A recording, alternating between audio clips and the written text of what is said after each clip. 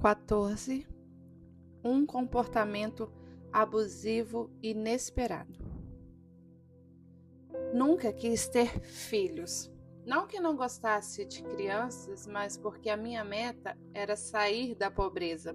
E eu sabia que teria de fazer isso sozinha. Não havia ninguém para me ajudar. A pobreza não é tão divertida quanto alguns políticos tentam fazer parecer. Pega esse dinheirinho aqui que você será livre para ir atrás de seu sonho, eles dizem. Notei que esses responsáveis pela pobreza não aceitam os próprios conselhos e sim enriquecem, proclamando uma mentira. Pobreza não é liberdade. Ela atrapalha e aprisiona. Sabia disso por experiência e decidi me preparar e me esforçar para sair dela. Se tivesse um filho, jamais conseguiria. E não tinha a intenção de ter um filho destinado a ser pobre. Dentre todos os homens que conheci antes de Michael, ninguém queria ou podia me ajudar financeiramente para que eu pudesse ficar em casa e criar um filho. Em contraste, quando comecei a namorar Michael, surpreendi-me com sua generosidade. Quando saíamos para jantar, eu não precisava pegar a carteira. Essa ideia nunca me passou pela mente. Michael pagava tudo. Eu não acreditava. Ele era admiravelmente gentil. Michael e eu nunca conversamos sobre filhos antes de nos casarmos. Não fizemos um curso de aconselhamento pré-conjugal cristão para nos orientar sobre o assunto. É que o pastor de nossa igreja havia deixado bem claro para mim que nunca casaria duas pessoas se uma delas fosse divorciada. Sem alternativa, tivemos de recorrer a outro lugar. Anos depois, o pastor voltou atrás e desculpou-se por sua atitude. Nenhum de nós teve uma vida normal como qualquer pessoa, de modo que nunca nos demos o luxo de sermos normais. Sempre tivemos de compensar esse problema com outra coisa com a qual estávamos lidando. Nossos pais não tinham a menor ideia de quais eram os nossos problemas, nem por que eles existiam. Também não sabiam como lutávamos para sermos normais sem conseguirmos.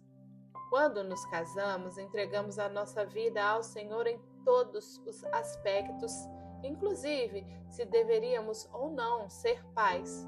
No primeiro ano, não estávamos interessados no assunto, então não oramos sobre isso. Oramos no segundo ano e Deus concedeu uma paz inesperada ao nosso coração. Eu tinha medo do parto porque a minha avó materna morrera ao dar à luz e a criança também. E tinha ouvido histórias e mais histórias quando a minha mãe descrevia com detalhes que um filho estraga a nossa vida ou acaba nos matando. Fiquei chocada por não engravidar logo depois que Michael e eu decidimos ter o nosso primeiro filho. As experiências do passado diziam que eu não teria problemas em conceber um filho. Mas, à medida que os meses foram passando, tive medo de estar sendo castigada pelos abortos que havia feito. Pelo fato de ainda não entender completamente a misericórdia e a graça de Deus. Não conseguia compreender um amor tão grande que ia muito além de meus erros e recuperava tudo o que havia sido perdido. Nem conseguia imaginar um Deus que não me castigaria como eu merecia. Comecei a acreditar que Ele não nos daria paz na questão de ter um filho e não nos daria a capacidade para tal. Michael fez terapia por algum tempo por causa de seu medo de viajar. Agora, fobia. O mesmo medo de minha amiga Diana, que ela fora capaz de superar. Não era medo de acidente aéreo, mas uma ansiedade intensa relacionada a estar longe da segurança e da intimidade do lar. Ele sabia que precisava livrar-se deste problema, que estava concentrando seus esforços em torno disso. Assim, o fato de eu não ter engravidado não lhe causava tanta preocupação quanto causava em mim.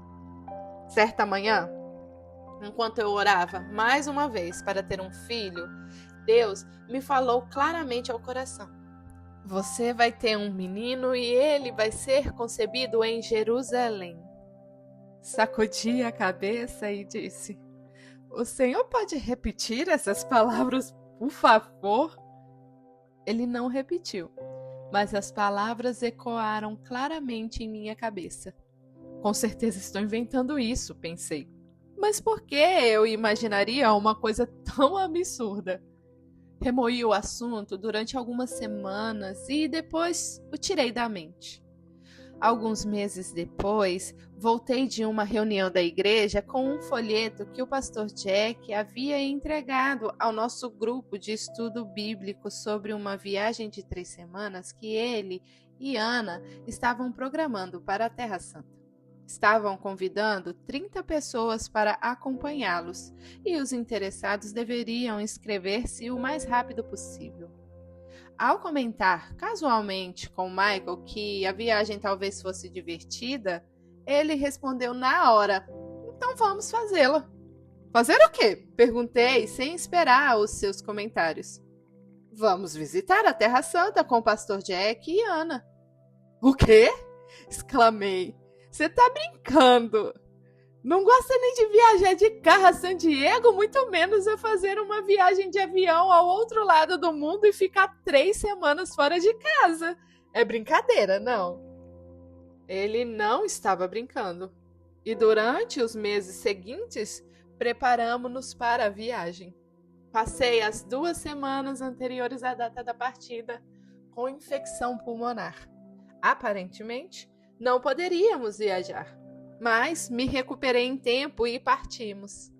No começo da viagem, em Roma e na Grécia, Michael lidou razoavelmente bem com a sua ansiedade. Mas no 4º dia em Israel começou a passar muito mal. Uma noite ele não aguentou mais e disse: não vou conseguir. Você se importa se a gente desistir da viagem e voltar para casa? Não, respondi preocupada. Faça o que achar melhor, mas precisamos ligar para o pastor Jack. Não podemos ir embora assim sem avisá-los. Hesitamos em ligar porque já era quase meia-noite e a programação deixou todos exaustos, mas Michael estava decidido a pegar o primeiro voo no dia seguinte. O pastor Jack foi até o nosso quarto imediatamente, conversou por um bom tempo com Michael e orou para que ele fosse liberto do medo e da insegurança que o atormentavam. Abraçou Michael como um pai abraça um filho enquanto Michael chorava. Testemunhei o amor de Deus agir por intermédio de um pastor compassivo e de um filho obediente, trazendo livramento e cura ao meu marido. Em razão dos acontecimentos daquela noite, resolvemos continuar a viagem e presenciamos uma mudança radical em Michael. A programação da viagem era intensa, mas 5 dias depois, finalmente, ele e eu tivemos um dia livre em Jerusalém para passar um tempo a sós. Depois daquele dia, voltamos ao esquema agitado da viagem. Acordávamos de madrugada, andávamos sem parar de um lado para o outro o dia inteiro e à noite caíamos exaustos na cama. Quando chegamos ao Mar da Galileia, perto do fim da viagem, comecei a me sentir muito mal, com tontura e náuseas todos os dias. O alimento que eu ingeria não parava no meu estômago e a minha condição foi piorando cada vez mais. Tentamos antecipar o nosso voo de Israel para a Califórnia, mas não conseguimos. A única solução foi seguir para Tel Aviv e aguardar em um hotel o reencontro com o grupo. Quando finalmente partimos de Tel Aviv, nosso avião teve de fazer uma escala de emergência em Paris por problemas mecânicos. Fui levada ao hospital onde me aplicaram uma injeção para controlar a náusea e o vômito e evitar a desidratação até chegarmos à Califórnia. Mesmo assim, a viagem de volta foi terrível. Passei tão mal que todos, inclusive eu, pensaram que fosse uma intoxicação alimentar grave. Não me ocorreu que estivesse grávida. Porque associei um mal-estar horrível de minhas 2 primeiras gestações à rejeição psicológica que sentia na época. Porém, tão logo chegamos à Califórnia, descobri que a gravidez era uma realidade, que o meu mal-estar extremo era uma condição chamada hiperêmese gravídica. Eu tinha medo das náuseas e dores violentas que sentia dia e noite. Medo de morrer durante o parto, como a minha avó, e medo de que minha vida terminasse como mamãe dizia. Não foi fácil interpretar a reação de mamãe à minha gravidez. Ela estava mais preocupada com as pessoas que a perseguiam. Disse que o presidente dos Estados Unidos a vigiava, que os comunistas a estavam tentando matá-la porque ela sabia demais. Em algumas ocasiões, ela parecia tão normal e sua história era tão convincente que eu me perguntava: e se descobríssemos que ela estava dizendo a verdade o tempo todo e ninguém acreditou em suas palavras? De repente, porém, ela se traía, dizendo que Frank Sinatra e o Papa estavam conspirando para matá-la. Penso que se estivesse convencida de que eles estivessem tentando me matar, eu ficaria mais preocupada do que com o nascimento de meu primeiro neto. É difícil saber. De qualquer forma, a falta de atenção de mamãe me decepcionou. Papai, no entanto, ficou extremamente entusiasmado, mas preocupado também. Eu estava tão mal no final do 4º mês que tinha perdido quase 6 quilos. Para uma pessoa magra como eu, minha aparência não era nada bonita. Papai estava a par do histórico de complicações sérias durante a gestação em nossa família e sua preocupação era evidente. Liguei para Mary Ann a fim de contar-lhe o meu problema. Sabia que precisava de me livrar do medo e pensei que talvez ele fosse a causa da náusea e da dor. Ela me garantiu que eu não era igual à minha avó nem à minha mãe e que os tempos eram outros. Por isso eu não morreria durante o parto. Disse também que as palavras que eu tinha ouvido de minha mãe sobre o assunto eram reflexos dos próprios sentimentos dela e completamente contrárias à palavra de Deus, que afirma que os filhos são uma dádiva e uma bênção do Senhor. Em seguida, ela orou para que eu fosse liberta do medo. Enquanto ela orava, senti um peso ser retirado de mim. Infelizmente, a náusea e a dor continuaram. Meu obstetra disse quase a mesma coisa quando lhe perguntei se poderia ter herdado a condição de minha avó. Você não é a sua avó, Stormy, e estes são outros tempos. Temos mais conhecimento hoje. Ao ver que meus sintomas não melhoravam, a preocupação de perder o bebê começou a tomar conta de mim. Certa noite, enquanto clamava a Deus, as palavras que ele colocara em meu coração quase 6 meses antes me vieram à mente. Você vai ter um menino e ele será concebido em Jerusalém. Fiz uma retrospectiva. Michael e eu tivemos um dia livre em Jerusalém. Por causa da infecção pulmonar e da programação agitada da viagem, a criança só poderia ter sido concebida naquele dia. Qual não fora o meu espanto ao juntar todos os fatos. Deus, orei, revelando a magnitude de minha fé. Se for um menino, saberei que aquelas palavras vieram do Senhor. Na época ainda não se podia saber o sexo do bebê por antecipação, a não ser por meio de um procedimento que punha a vida do bebê em risco. Optamos por não saber. Quando contei a Michael o que Deus havia falado ao meu coração, ele se mostrou aliviado. Durante os meses difíceis de gravidez, passei mal o tempo todo e fiquei muito preocupada com a saúde do bebê.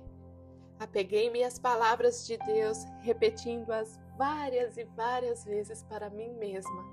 Essa gravidez foi ordenada por Deus e Ele fará essa criança nascer. Meu marido perdeu a paciência com a situação depois de orar todos os dias sem que nada mudasse. 4 semanas antes do planejado, entrei subitamente em trabalho de parto. O bebê estava posicionado de lado, sem possibilidade de nascer naturalmente, então tive de ser submetida a uma cesariana de emergência. Ficamos assustados, mas continuei a ouvir as palavras de Deus. Conforme o previsto, um bebê saudável nasceu em 25 de junho de 1976, exatamente no dia do aniversário do pastor Jack. Christopher O'Martin foi o nosso souvenir mais memorável da Terra Santa. Então logo voltei para casa com o bebê. Os sentimentos que eu acreditava estar mortos começaram a vir à tona. Toda a raiva e todo o ódio que havia sentido de minha mãe voltaram com força total. Olhei para o meu lindo menino e pensei: como alguém pode tratar uma criança tão preciosa como minha mãe me tratou? Deus, por que eu estou sentindo tudo isso? Perguntei. Será que eu não perdoei a minha mãe? Não sabia que quando começa uma obra, Deus a aperfeiçoa continuamente. Todos aqueles sentimentos negativos vieram à tona porque Deus queria que o meu livramento fosse mais amplo.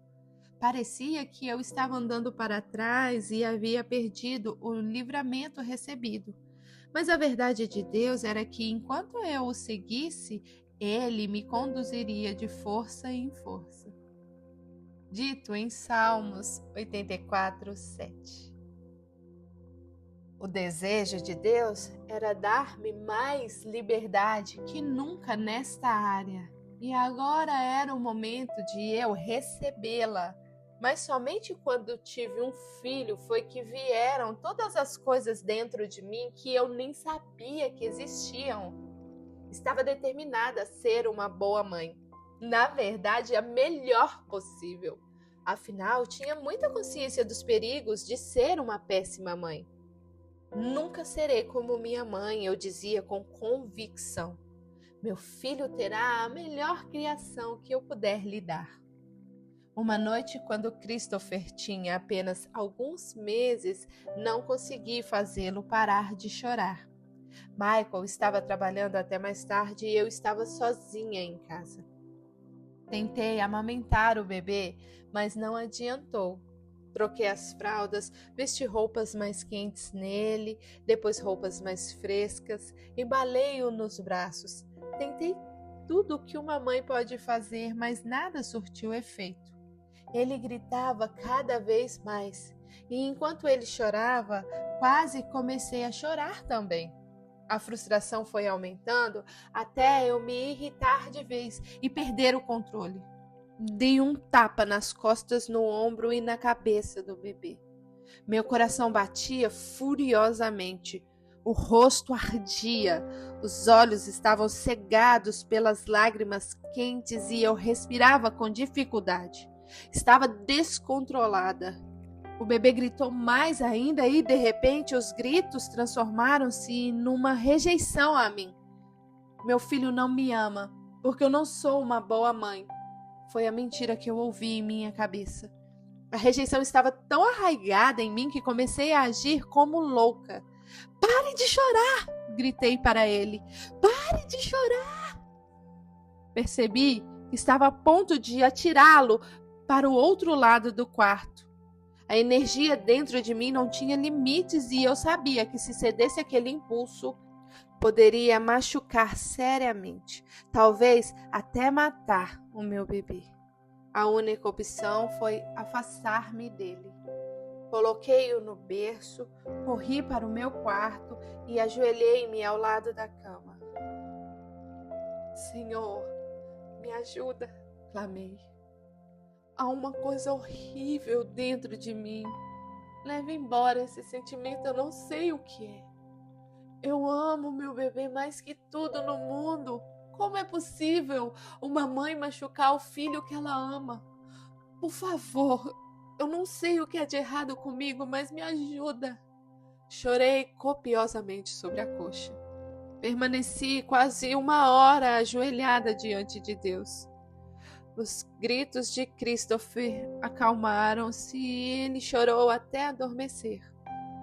Michael chegou em casa antes de o bebê acordar de novo, mas não lhe contei nada. Não podia. Não sabia o que dizer. Estava mortificada demais para pensar no assunto, quanto mais para confessar ao meu marido o que havia feito. Quando o bebê acordou, parecia totalmente bem. Agiu como se nada tivesse acontecido. E eu também. 4 ou 5 dias depois, o episódio se repetiu. O choro ininterrupto do bebê, meus sentimentos de rejeição, algo brotando dentro de mim, as emoções fora de controle, o desejo de surrá-lo e eu me segurando a tempo de colocá-lo no berço, a corrida para o quarto, a oração de joelhos diante de Deus e meu grito de socorro a Ele. O sentimento de culpa tomou conta de mim. Que espécie de mãe eu era? Todas as minhas boas intenções derreteram-se no fogo da raiva que ardiam dentro de mim. Mais uma vez permaneci ajoelhada até não sentir mais o poder daquilo que me dominava e experimentar o perdão de Deus levando minha culpa embora. O amor de Deus sustentou-me na solidão terrível que senti por causa do segredo que eu não suportaria revelar a ninguém. Nas semanas seguintes, comecei a entender parte do que havia acontecido e por quê. A face do agressor tornou-se mais clara. Eu havia olhado a vida toda para minha situação do ponto de vista de alguém que sofria maus tratos. Surpreendi-me ao descobrir que existia em mim a possibilidade de ser aquela que pratica os maus tratos. Carregava isso dentro de mim desde a infância. Já havia visto aquele comportamento violento, descontrolado em minha mãe. Sabia que o meu ódio não era direcionado ao meu filho, era direcionado a mim. Agora eu era capaz de ver que não era a mim que mamãe odiava, mas a si mesma. Minha compaixão por mamãe aumentou. Com o tempo, confessei tudo ao meu marido e, para o meu alívio, ele não se mostrou horrorizado. Surpreso, sim, mas não temeroso ou enojado.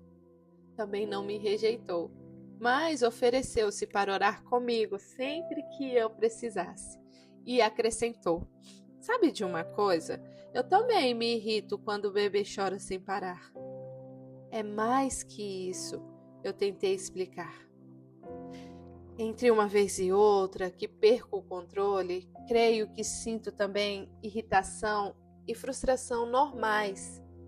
Eu estou falando de uma coisa diferente, algo de uma proporção que extrapola a irritação. Com o apoio de Michael, liguei para Mary Ann e contei-lhe a situação.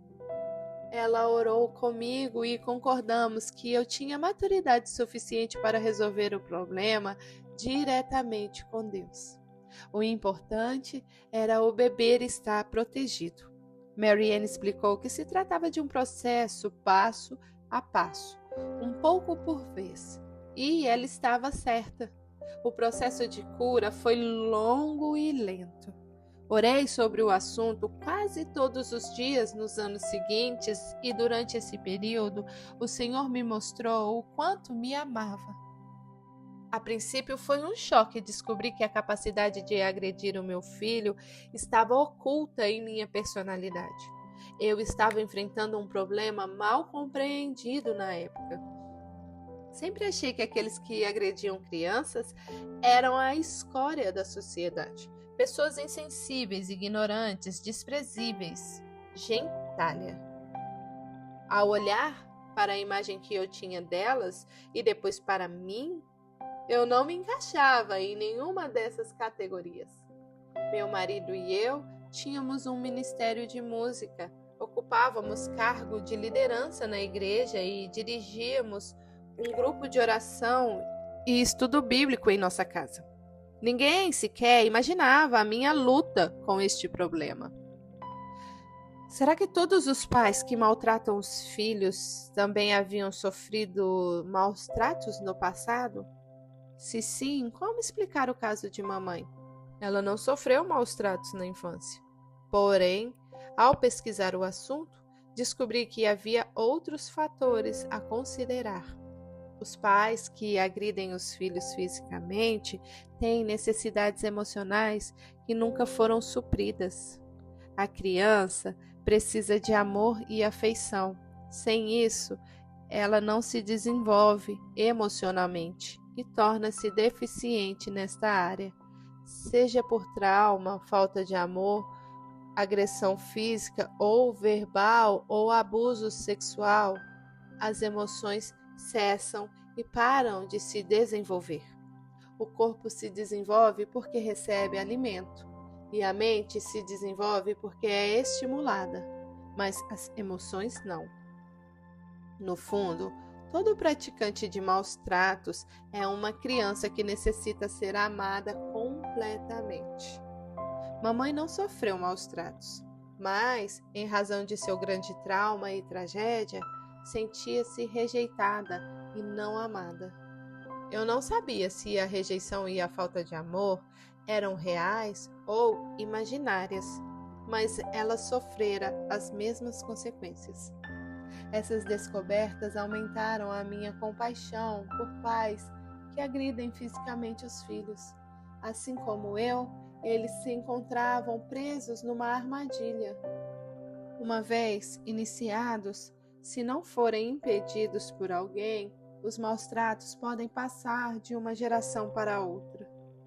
Eu sabia que o poder de Deus era o único poder suficiente para detê-los. Felizmente, apesar de todos os meus sentimentos intensos de rejeição, parei de agredir o meu filho fisicamente porque eu já havia sido curada. Sem isso, eu também teria me tornado uma mãe abusiva. Eu pedi a Deus todos os dias que me ajudasse a criar o meu filho porque não poderia criá-lo sem ele.